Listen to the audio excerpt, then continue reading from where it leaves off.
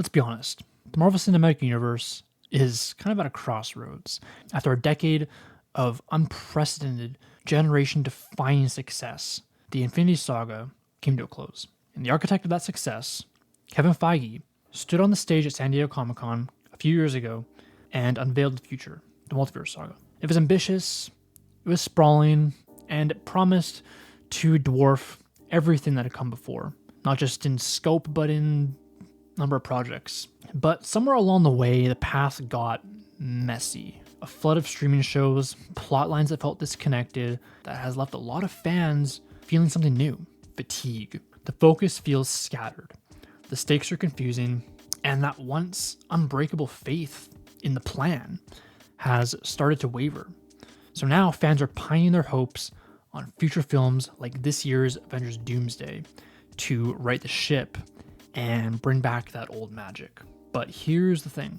To understand what might be going wrong with the MCU today, we need to go back to a time when it got everything, well, most things, right. Huge risks, B-list heroes, and a single producer with a vision that no one else could see. This is the story of how the simple Phase 1 was actually a stroke of genius. To really understand the miracle of Phase 1, you can't start in 2008. You have to go back further, to the late 90s, when Marvel Comics was on the brink of total collapse, and Marvel had filed for bankruptcy. Their most valuable assets, their iconic characters, weren't tools for their own stories. They were just commodities to be sold off to keep the lights on. Spider-Man went to Sony, and the X-Men and the Fantastic Four, their biggest teams, went to 20th Century Fox. And Marvel was literally selling off its own legacy to survive. From the ashes of that financial disaster, Marvel Studios was formed, but it was a studio in name only. It had no real power and no A-list characters.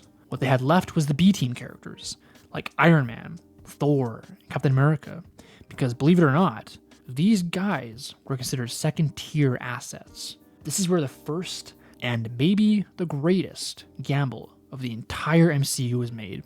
In 2007, Kevin Feige was promoted to president of production.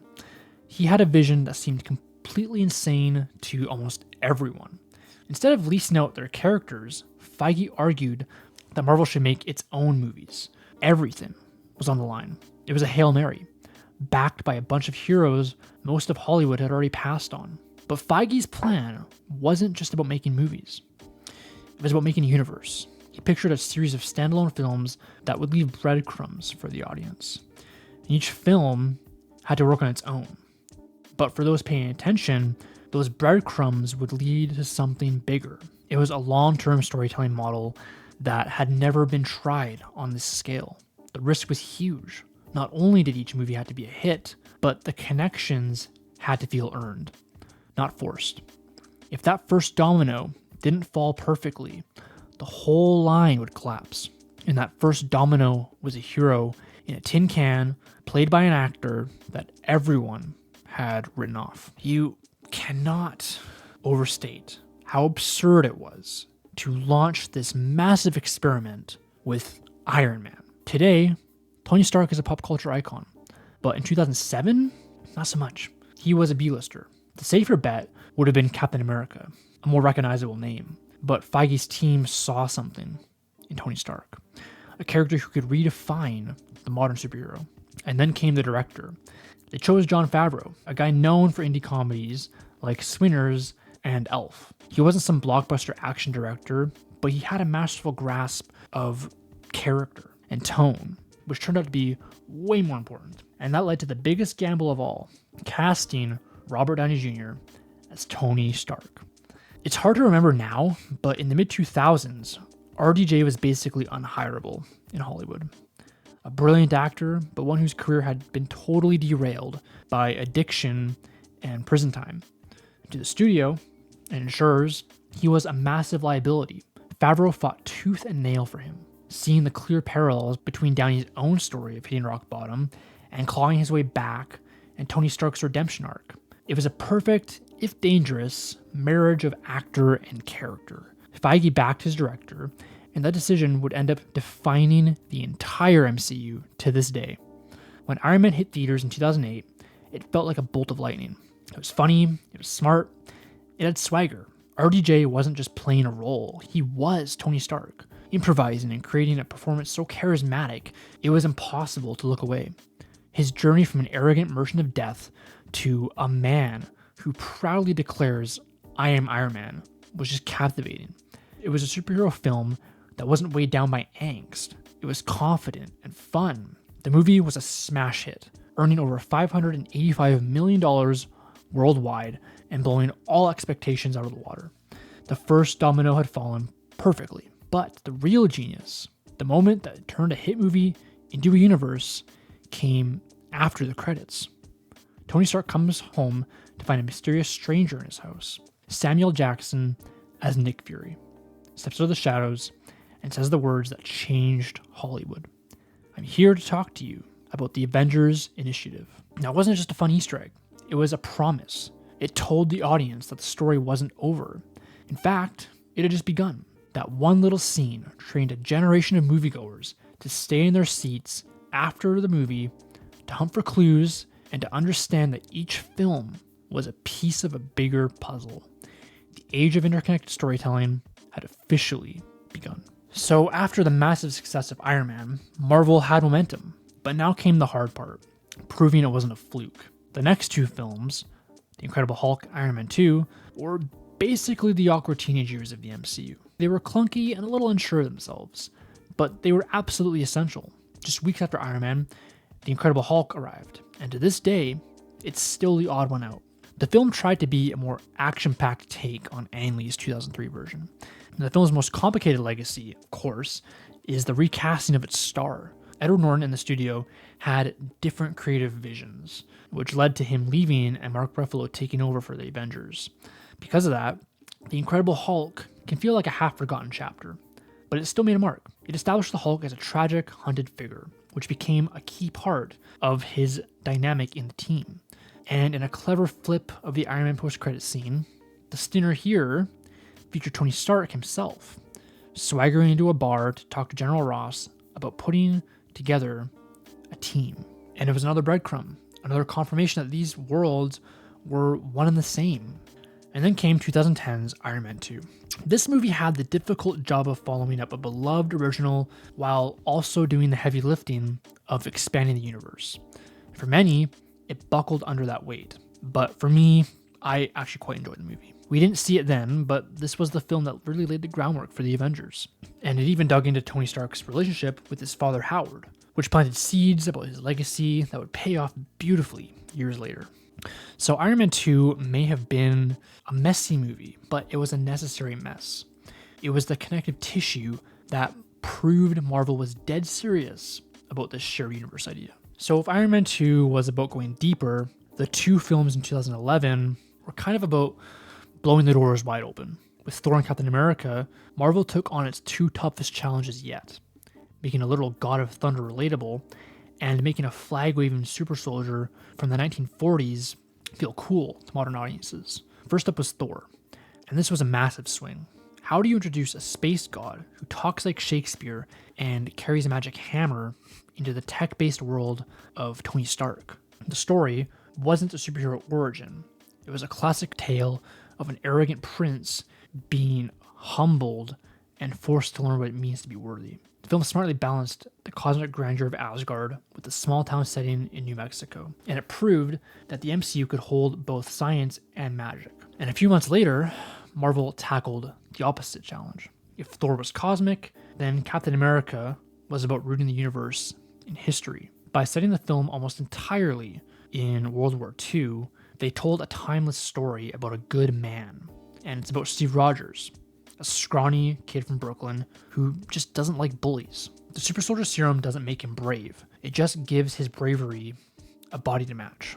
Chris Evans was pitch perfect. He was the moral anchor the universe needed and still needs to this day. The film also brilliantly wove in the bigger MCU story. The villain Red Skull was using the power of the Tesseract, which was an object we'd seen teased in Thor's post-credit scene. And this was the first Infinity Stone to play a major role, connecting Cap's past to the Avengers' present. The heartbreaking ending with Steve crashing into the ice and waking up 70 years later, it wasn't just a tragic finale to his story. It was the perfect setup for his role as a man at a time, the final piece of the puzzle. So with a god from another realm and a man from another time, now in the present day, alongside a genius billionaire, a rage monster, and 2 master assassins, all the pieces were finally on the board. The 5-film gamble was about to face its ultimate test. But before we get to the big payoff that changed movies forever, I want to hear from you.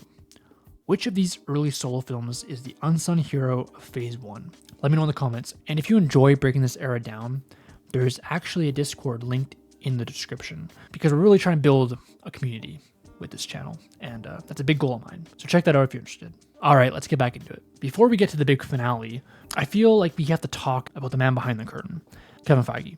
From that risky loan to the casting of RDJ, from the post-credit scenes to weaving in the Tesseract, his name is the one constant.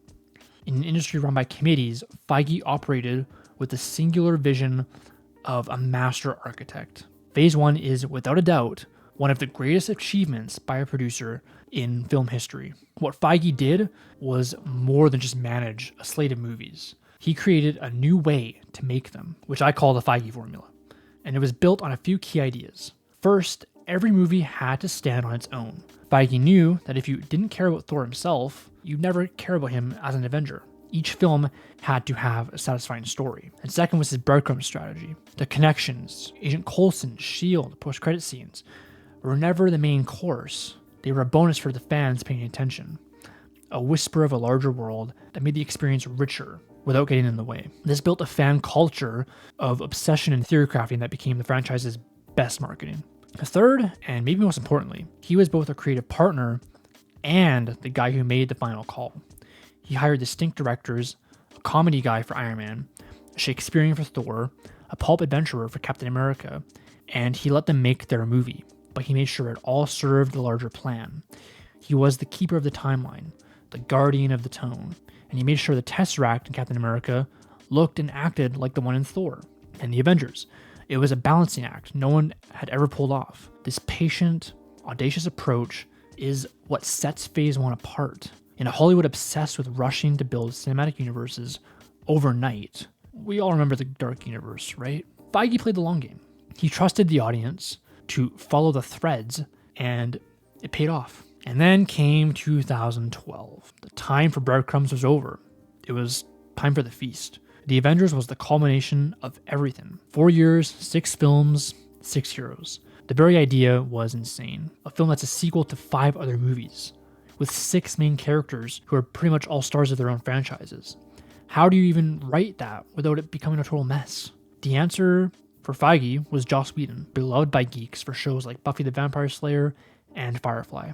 You see, Whedon was a master of ensemble stories and witty dialogue. The movie isn't really about the heroes fighting an alien army per se. It's more about whether these broken, powerful people can learn to fight together. The genius of the Avengers script is that it makes their conflict the main plot. The first 2/3 of the movie aren't even about the team fighting a villain. They're about the team fighting each other. Tony Stark's sarcasm clashes with Steve Rogers' idealism. Thor's arrogance clashes with the Hulk's rage. The sequences on the helicarrier, where the team just implodes, is the heart of the movie. They have to break before they can assemble. And when they finally do, it's pure cinematic magic. That iconic 360-degree shot in the streets of New York as the 6 of them stand together is one of the most triumphant moments in movie history. It was the payoff. The promise is fulfilled. Whedon gave every single character a moment to shine. From Hulk's puny god smash to Captain America finally getting to give orders, the action was spectacular, but it was always rooted in character. The result was staggering. The Avengers grossed over $1.5 billion worldwide, becoming one of the highest grossing films of all time. It was the ultimate validation of Feige's entire model. The gamble had paid off beyond anyone's wildest dreams, and it proved that audiences would follow characters across multiple movies, and that a patient, shared universe could be the most powerful engine in Hollywood. The entire industry changed overnight, with every studio scrambling to copy the formula. But they couldn't, because They wanted the team up without taking the time to build the characters first. And just when we thought it was over, Feige hit us with one last move. In the mid-credit scene, we see a battered alien reporting his failure to a mysterious purple-skinned master. The master turns and a cruel smile spreads across his face. It was Thanos. For comic fans, it was a moment of pure shock. For everyone else, it was an ominous promise. The battle for New York wasn't the end. It was just the beginning of a much bigger war that was being played. And Feige was the architect. So looking back now from where we are in the sometimes chaotic multiverse saga, the genius of Phase 1 is clearer than ever. It wasn't about spectacle for spectacle's sake. Its success was rooted in its focus. It was about taking a risk on an actor everyone had counted out. It was about making a god feel human, and a man from the past feel timeless and become the beating heart of this entire universe. It was about building a universe one character at a time, brick by brick, with patience and respect for the story and the audience. The gambles of Phase 1 forged the most dominant force in modern movies. In hindsight, we can see that its simplicity wasn't a weakness, it was its greatest strength. Every film had a clear purpose, every character had a clear arc, and it all led to a single spectacular payoff that delivered on every promise. So as we wait to see if the MCU can recapture that magic, Phase 1 stands as a shining blueprint. It reminds us why we fell in love with this universe in the first place. It wasn't about the spectacle, it was about the heart. It was about telling fantastical, singular stories that together became a legend. So what was your favorite moment from Phase 1? Let me know down below. Thank you so much for watching, and I'll catch you on the flippity flip.